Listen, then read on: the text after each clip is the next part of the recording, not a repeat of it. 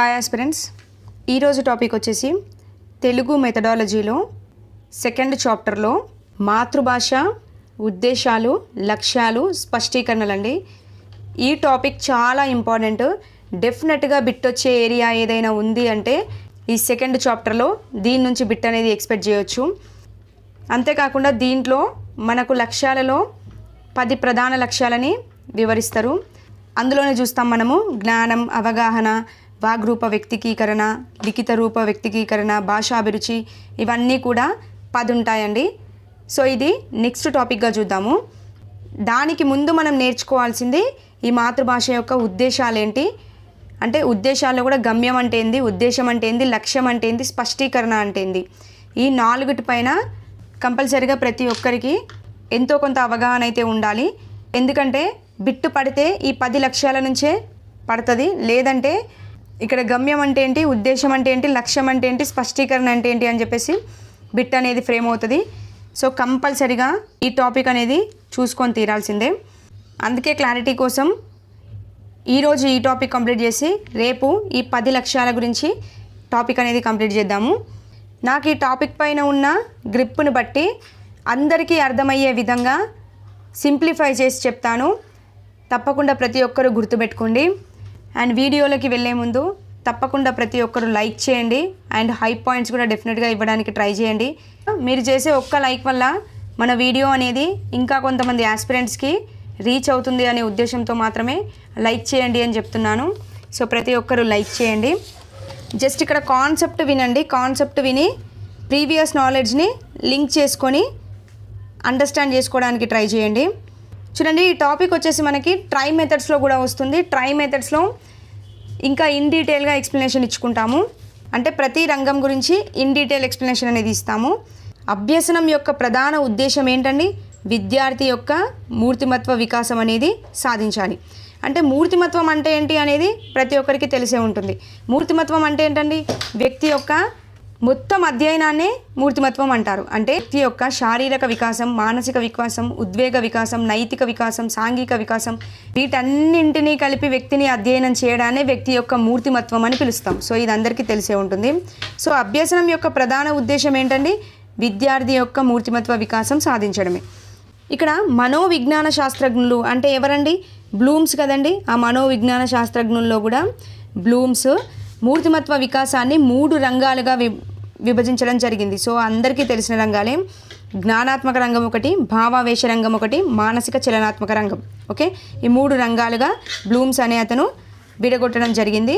ఇతనితో పాటు ప్రతి ఒక్క రంగాన్ని కూడా వివరించి చెప్పిన వారు సపరేట్గా ఉంటారు. సో వాళ్ళను కూడా తెలుసుకోవాల్సి ఉంటుంది. సో ఆ రంగాలు ఏంటి అనేది నేను ఇక్కడ మెన్షన్ చేశాను. ఇది మనం ఇక్కడ జస్ట్ ఇది ఒక్కటి చూసుకోండి. దీని గురించిన కంప్లీట్ ఇన్ఫర్మేషన్ అనేది మనం ట్రై మెథడ్స్లో ఇన్ డీటెయిల్గా చెప్పుకోవడం జరుగుతుంది. జస్ట్ ఇక్కడ మీకు రీకాల్ కోసం మాత్రమే మెన్షన్ చేశాను. అండ్ తెలుగు మెథడాలజీలో కూడా ఇదే విధంగా మెన్షన్ చేశారు. చూడండి, జ్ఞానాత్మక రంగంలో మనకు 6 విద్యా లక్ష్యాలు ఉంటాయి. భావావేశ రంగంలో 5 ఉంటాయి. మానసిక చలనాత్మక రంగంలో 5 ఉంటాయి. సో వీటి నుండి కూడా బిట్ అనేది ఫ్రేమ్ అవుతుంది.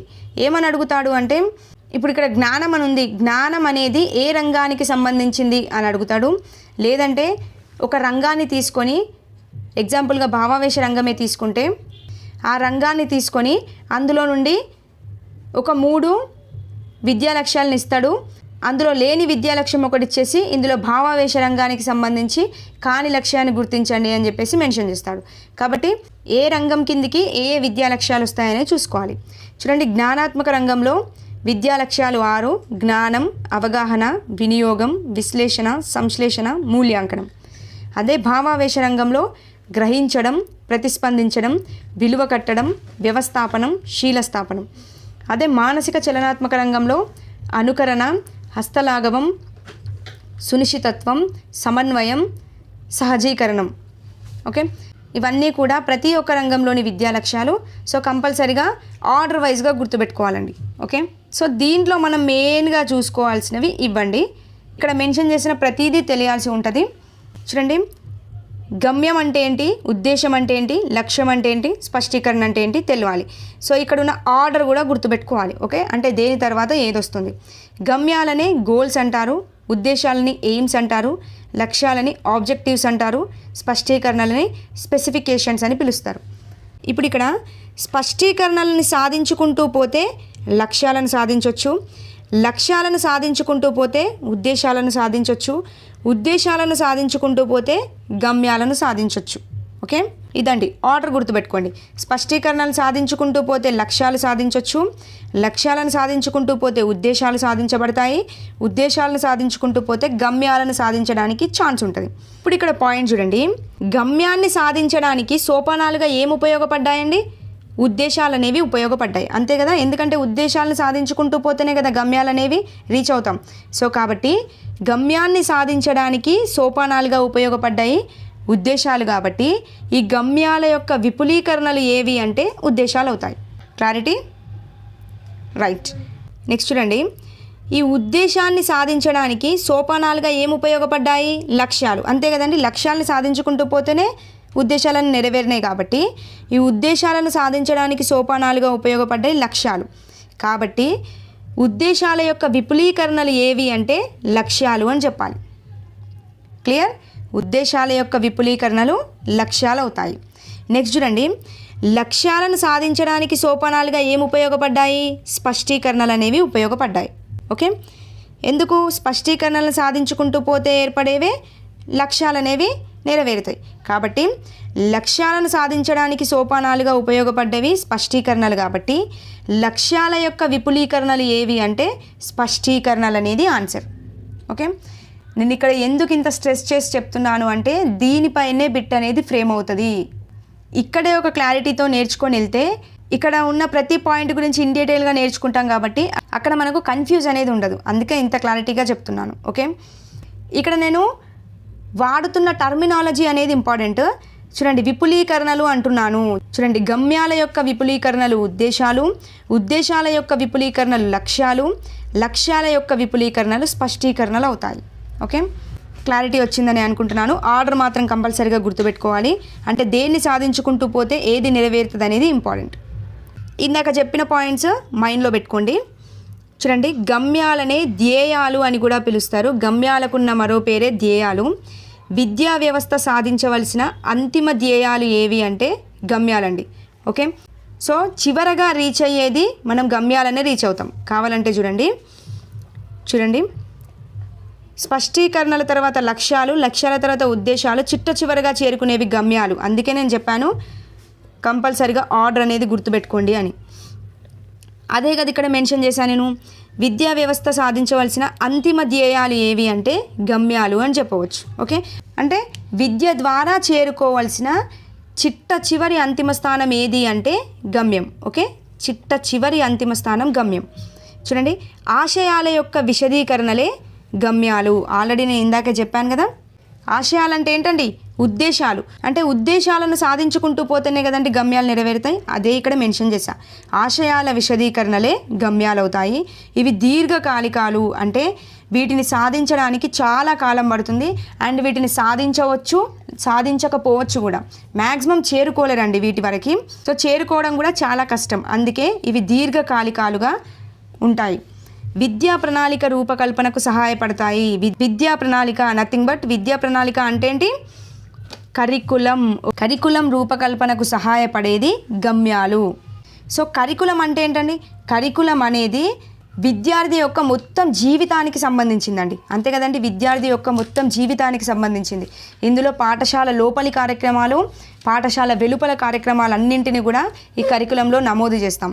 సో విద్యార్థి యొక్క సంపూర్ణ మూర్తిమత్వానికి సంబంధించింది కాబట్టి, సో ఒక 1 ఇయర్లో విద్యార్థిని సంపూర్ణ మూర్తిమత్వం సాధించే వ్యక్తిగా రెడీ చేయొచ్చా అంటే చెప్పలేమండి. రెడీ చేస్తే చేయొచ్చు, లేదంటే లేదు. సో అంటే చేరుకోలేం కదండి, చేరుకోవచ్చు, చేరుకోకపోవచ్చు. కాబట్టి ఈ విద్యా ప్రణాళిక రూపకల్పనకు సహాయపడేదే గమ్యం అని చెప్పవచ్చు. ఓకే, గుర్తుపెట్టుకోండి. ఇలాగే మెన్షన్ చేస్తాడు. విద్యా ప్రణాళికలు రాయడానికి లేదా కరికులంని తయారు చేయడానికి ఏవి సహాయపడతాయి అంటే గమ్యం అనేది సహాయపడుతుంది. ఎందుకంటే చేరుకోవచ్చు, చేరుకోలేకపోవచ్చు. కాబట్టి గమ్యాలు కేవలం పాఠశాల ద్వారా సాధ్యం కావు. వ్యవస్థకు సంబంధం ఉన్న అందరూ కలిసి సాధించవలసి ఉంటుంది. ఓకే, జస్ట్ పాఠశాలకు మాత్రమే సాధ్యం కాదు, ఇందులో సమాజాన్ని కూడా ఇంక్లూడ్ చేస్తాం. కాబట్టి ఆ వ్యవస్థకు సంబంధించిన అందరూ కలిసి సాధించాల్సి ఉంటుంది. ఓకే, నెక్స్ట్ చూడండి ఇక్కడ పాయింట్, గమ్యాలు అనేవి ఉపాధ్యాయుడు కష్టపడితే సాధించవచ్చు లేదా సాధించకపోవచ్చు. సాధించకపోవచ్చు కాబట్టి ఇవి దీర్ఘకాలికాలుగా చెప్తాం. ఓకే, ఇక్కడ నేను మెన్షన్ చేసిన ప్రతి పాయింట్ ఇంపార్టెంటే, క్లారిటీగా చూసుకోండి. ఇక్కడున్న పాయింట్స్ అర్థమైతే ఇక్కడ నుండి ఎలాంటి బిట్టుబడ్డా ఈజీగా ఆన్సర్ చేయొచ్చు. 1-2 సార్లు క్లారిటీగా వినండి. నెక్స్ట్ చూడండి, ఉద్దేశాలనే ఆశయాలు అని కూడా పిలుస్తారండి. పాయింట్ గుర్తుపెట్టుకోండి. చూడండి, ఉద్దేశాన్ని సాధించడానికి సోపానాలుగా ఉపయోగపడేవి లక్ష్యాలు. చెప్పాను కదండి ఇందాకే, అంటే లక్ష్యాలను సాధించుకుంటూ పోతేనే కదండి ఉద్దేశాలు అనేవి నెరవేరుతాయి. కాబట్టి ఉద్దేశాన్ని సాధించడానికి సోపానాలుగా ఏమి ఉపయోగపడ్డాయి? లక్ష్యాలు అనేవి ఉపయోగపడతాయి. పాఠశాల కార్యక్రమాల ద్వారా సాధించగలిగేవి కాబట్టి పూర్తి విద్యా వ్యవస్థకు మార్గదర్శకత్వం వహించేవి ఉద్దేశాలు. చూడండి, గమ్యం అనేది విద్య ద్వారా సాధించాల్సిన చిట్ట మార్గం అని చెప్పాను. మరి ఉద్దేశం అనేది పూర్తి విద్యా వ్యవస్థకు మార్గదర్శకత్వం వహిస్తుందండి. అంటే ఒక శాస్త్ర బోధన ద్వారా సాధించగలిగేవి ఏవి అంటే ఉద్దేశాలు. ఓకే, అంటే ఇది పూర్తి విద్యా వ్యవస్థకు మార్గదర్శకత్వం వహిస్తుంది. ఎగ్జాంపుల్గా చూడండి, విషయ ప్రణాళికల రూపకల్పనలో, విషయ ప్రణాళిక అంటే ఏంటండి? సిలబస్ అండి. సిలబస్ని రెడీ చేయడానికి ఉపయోగపడేది ఏది అంటే ఉద్దేశం అండి. ఓకే, అదే కరికులం తయారు చేయాలి అంటే గమ్యాన్ని తీసుకుంటాం. అదే సిలబస్ని తయారు చేయాలి, సిలబస్ అనేది దేనికి సంబంధించిందండి? విద్యా వ్యవస్థకు సంబంధించిందే కదండి. అంటే పూర్తి విద్యా వ్యవస్థకు సంబంధించింది కాబట్టి ఈ విషయ ప్రణాళికల రూపకల్పనలో ఉద్దేశాలు అనేవి ఉపయోగపడతాయి. క్లియర్? చూడండి, పాఠ్యాంశాల ఎంపికకు దోహదపడి ఆయా పాఠ్యాంశాల ద్వారా విద్యార్థులు సాధించవలసిన స్థూలమైన ప్రవర్తనా మార్పులను తెలిపేవి ఉద్దేశాలు. ఓకే, చూడండి, సిలబస్ని రెడీ చేయాలి అంటే అక్కడ ఉన్న పాఠ్యాంశాలని ఎంపిక చేసుకుంటాం. ఆయా పాఠ్యాంశాల ద్వారా విద్యార్థుల్లో ఏ విధమైన మార్పులు తీసుకురావాలి అనేది ముందే నిర్ణయించుకుంటాం. కాబట్టి ఈ విషయ ప్రణాళికలు సిలబస్ తయారు చేయడానికి యూజ్ అయ్యేది ఉద్దేశం అని చెప్పొచ్చు. ఓకే, ఇది పూర్తి విద్యా వ్యవస్థకు మార్గదర్శకత్వం. చూడండి, సంవత్సరం చివర విషయ ప్రణాళికల ద్వారా సాధించవలసిన ప్రవర్తన మార్పుల యొక్క మొత్తాలు అని చెప్పవచ్చు. అంతే కదండి? రైట్. ఉద్దేశాలు అనేవి 2 రకాలుగా ఉంటాయండి. ఒకటి సామాన్య ఉద్దేశాలు, 2 ప్రత్యేక ఉద్దేశాలు. సో ఇప్పుడు సామాన్య ఉద్దేశం అంటే ఏంటంటే, ఇప్పుడు సిలబస్లో మెన్షన్ చేసిన ప్రతి విషయానికి కూడా ఇది వర్తిస్తుందండి. ఓకే, అంటే సిలబస్లో ఏవైతే టాపిక్స్ మెన్షన్ చేశాడో అన్నింటికి ఈ సామాన్య ఉద్దేశాలు అనేవి వర్తిస్తాయి. ఎగ్జాంపుల్గా ఇప్పుడు ఒక ఈవీఎస్ టెక్స్ట్ బుక్ని తీసుకుంటే ఆ టెక్స్ట్ బుక్లో సిలబస్ అనేది మెన్షన్ చేస్తారు కదండి. ఆ సిలబస్లో ఉన్న ప్రతి టాపిక్కి వర్తిస్తుంది అన్నట్టు. ఇలా ప్రతి టాపిక్కి వర్తిస్తే అవి సామాన్య ఉద్దేశాలు. ప్రత్యేక ఉద్దేశాలు అంటే ఏంటంటే, ఇదే ఈవీఎస్ టెక్స్ట్ బుక్లో ఏదో ఒకదాన్ని మాత్రమే ఎంచుకొని దాన్ని మాత్రమే సాధించవలసి వస్తే అది ప్రత్యేకమైన ఉద్దేశం అవుతుంది. ఓకే, ఉద్దేశాలు 2 రకాలు. సామాన్య ఉద్దేశాలు అంటే అన్నింటికి సంబంధించింది. ప్రత్యేక ఉద్దేశం అంటే జస్ట్ మనం చూస్ చేసుకున్న దానికి మాత్రమే సంబంధించింది. ఓకే, నెక్స్ట్ వచ్చేసి లక్ష్యాలండి. చూడండి, స్పష్టీకరణలు సాధించుకుంటూ పోతే నెరవేరేవి లక్ష్యాలు. ఈ లక్ష్యాలు అనేవి ఎవరికి సంబంధించినవి అంటే ఉపాధ్యాయుడికి సంబంధించినవండి. ఓకే, ఉపాధ్యాయుడికి సంబంధించినవి. అండ్ ఇది తరగతి గది బోధనకు మార్గదర్శకత్వం వహిస్తాయి. ఓకే, చూడండి, పూర్తి విద్యా వ్యవస్థకు మార్గదర్శకత్వం అయితే ఉద్దేశం అవుతుంది, తరగతి గదికి మార్గదర్శకత్వం అయితే లక్ష్యం అవుతుంది. ఓకే, గుర్తుపెట్టుకోండి. తరగతి గది బోధనకు మార్గదర్శకత్వం అంటే ఒక పాఠం పూర్తయిన తర్వాత విద్యార్థులలో ఆశిస్తున్న ఫలితాలనే లక్ష్యాలు అంటారండి. చూడండి, లక్ష్యాలనే బోధన లక్ష్యాలు అంటారు. ఇవి స్వల్పకాలికాలండి. గమ్యాలైతే ఏమని చెప్పాను? దీర్ఘకాలికాలని చెప్పాను. అదే లక్ష్యాలైతే స్వల్పకాలికాలు. ఓకే, అంటే వీటిని కంపల్సరీగా సాధించవచ్చు. గమ్యాలను సాధించవచ్చు, సాధించకపోవచ్చు. బట్ లక్ష్యాలని సాధించవచ్చు అండి, కంపల్సరీగా సాధించవచ్చు. కాబట్టి లక్ష్యాలనేవి స్వల్పకాలికాలు. ఇవి తరగతి గది బోధనకు మార్గదర్శకత్వం వహిస్తాయి. చూడండి, అండ్ లక్ష్యం యొక్క విపులీకరణలే స్పష్టీకరణలు. ఇందాక చెప్పాను కదా పాయింట్. చూడండి, ఒక పని పూర్తయిన తర్వాత లేదా ఒక పాఠం పూర్తయిన తర్వాత ఆశిస్తున్న ఫలితాలనే లక్ష్యాలు అంటారు. ఓకే, ఒక శాస్త్ర బోధన ద్వారా సాధించబడేవి ఉద్దేశాలైతే ఒక పాఠం ద్వారా సాధించబడేవి అంటే పాఠం పూర్తయిన తర్వాత సాధించబడేవి లక్ష్యాలు అవుతాయి. ఓకే, ఈ లక్ష్యాలు ఎవరికి సంబంధించినవి అంటే ఉపాధ్యాయుడికి సంబంధించినవి. ఎందుకంటే ఉపాధ్యాయుడే కదండి ఒక లక్ష్యం పెట్టుకుంటాడు, లక్ష్యం పెట్టుకొని పాఠం అనేది బోధిస్తాడు. కాబట్టి లక్ష్యం అనేది ఉపాధ్యాయుడికి సంబంధించింది. ఇక్కడ లక్ష్యం యొక్క లక్షణాలు ఉన్నాయి. ఈ లక్షణాలు అనేవి కంపల్సరీగా గుర్తుపెట్టుకోవాలి. ఇక్కడ ఉన్న ఎవ్రీ పాయింట్ ఇంపార్టెంటే. సో ఉపాధ్యాయుడు ఇప్పుడు తరగతి గదిలోకి వెళ్ళాడు. తరగతి గదిలోకి వెళ్ళగానే వెంటనే పాఠం అనేది స్టార్ట్ చేయడండి. ఆల్రెడీ ముందుగా ఎంతో కొంత ప్రిపరేషన్ చేసుకొని అతను లెసన్ అనేది స్టార్ట్ చేస్తాడు. అంతే కదండి, లెసన్ ప్లాన్ రాసుకొని వచ్చే అతను లెసన్ అనేది స్టార్ట్ చేస్తాడు. సో ఆ లెసన్ ప్లాన్ ద్వారా ఏంటి, ఆ లెసన్ ప్లాన్ ద్వారా విద్యార్థులలో ఏ విధమైన మార్పులు తీసుకురావాలి అండ్ అతను ఏ విద్యా ప్రమాణాన్ని సాధించాలి అని చెప్పేసి ఒక లక్ష్యం పెట్టుకొని ఉపాధ్యాయుడు పాఠాన్ని బోధిస్తాడు. సో ఆ పాఠం బోధించిన తర్వాత వచ్చిన ఫలితమే లక్ష్యం అండి. లక్ష్యాలకి కొన్ని లక్షణాలు ఉంటాయి. ఆ లక్షణాలు అనేవి గుర్తుపెట్టుకోవాలి. లక్ష్యాలు అనేవి ముందుగా నిర్ణయింపబడి ఉండాలి. కరెక్టే కదండి. ముందు లెసన్ ప్లాన్ రాస్తున్నాము అంటే ఆ పాఠానికి సంబంధించిన లక్ష్యం అనేది ముందుగానే నిర్ణయించుకుంటాడు. అండ్ దాన్ని సంపూర్ణ వాక్యాలుగా రాసుకోవాలి కంపల్సరిగా. సాధింపదగినదై ఉండాలి అంటే ఖచ్చితంగా దాన్ని సాధించాలన్నట్టు ఆ విధంగా ఉండాలి. మెజర్ చేసేటట్టుగా ఉండాలి, కొలవదగినదై ఉండాలి. విద్యార్థుల ప్రవర్తనలో కలిగే మార్పులను కంపల్సరిగా అది సూచించాల్సి ఉంటుంది. ఖచ్చితంగా ఉండాలి, స్పష్టంగా ఉండాలి. ఒక భావనకు మాత్రమే రాయబడాలి. మల్టిపుల్ భావనలను తీసుకోకూడదు, కేవలం ఒక భావనకు మాత్రమే రాయాలి. సరళ వాక్యాల్లో మాత్రమే రాయాలి. సందిగ్ధంగా ఉండకూడదు, అంటే కన్ఫ్యూజన్ అయ్యే విధంగా ఉండకూడదు. ప్రతి లక్ష్యానికి స్పష్టీకరణ అనేది ఉండాలి. సో భిన్న అర్థాలు ఇచ్చే పదాలను అస్సలు వాడకూడదు. లక్ష్యం అనేది మూల్యాంకనం చేయడానికి కంపల్సరిగా వీలుగానే ఉండాలి. ఓకే, ఇవన్నీ లక్ష్యం యొక్క లక్షణాలు. ఇక్కడ ప్రతి లక్ష్యానికి స్పష్టీకరణలు ఉండాలి అన్నాం. మరి స్పష్టీకరణ అంటే కూడా ఏంటో తెలియాలి కదా, అది కూడా చూద్దాం. ఓకే, లక్ష్యం అనేది క్లారిటీ కదా.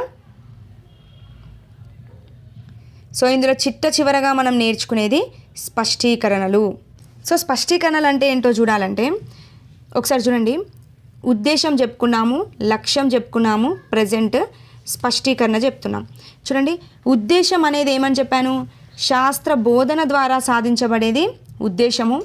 లక్ష్యం ఏమని చెప్పాను, ఒక పాఠం ద్వారా సాధించబడేవి లక్ష్యాలైతే స్పష్టీకరణలు ఏంటి అంటే ఒక పాఠాన్ని బోధించిన తరువాత, అంటే పాఠం బోధించిన తరువాత నెరవేరేవే స్పష్టీకరణలు. ఓకే, చూడండి, ఒక నిర్ణీత పాఠ్యాంశ బోధన అనంతరం, ఓకే అంటే ఒక పాఠం బోధించిన తరువాత విద్యార్థుల్లో వచ్చినటువంటి ప్రవర్తన పరివర్తనలనే స్పష్టీకరణలు అంటారు. అంటే విద్యార్థుల్లో ఒక పాఠం బోధించిన తర్వాత ఏ విధమైన మార్పు కనబడుతుందో దాన్నే స్పష్టీకరణ అని పిలుస్తారు. సో ఇవేంటని చెప్పాను, లక్ష్యాల యొక్క విపులీకరణలే స్పష్టీకరణలు అని చెప్పాను. విద్యార్థుల్లో వెంటనే ఆశించిన ప్రవర్తన మార్పులు, అంతే కదండి, ఇవి పాఠం బోధించిన వెంటనే కనబడతాయి కాబట్టి విద్యార్థుల్లో వెంటనే ఆశించిన ప్రవర్తన మార్పులు. సో మరి స్పష్టీకరణలు ఎవరికి సంబంధించినవి అంటే విద్యార్థికి సంబంధించినవి.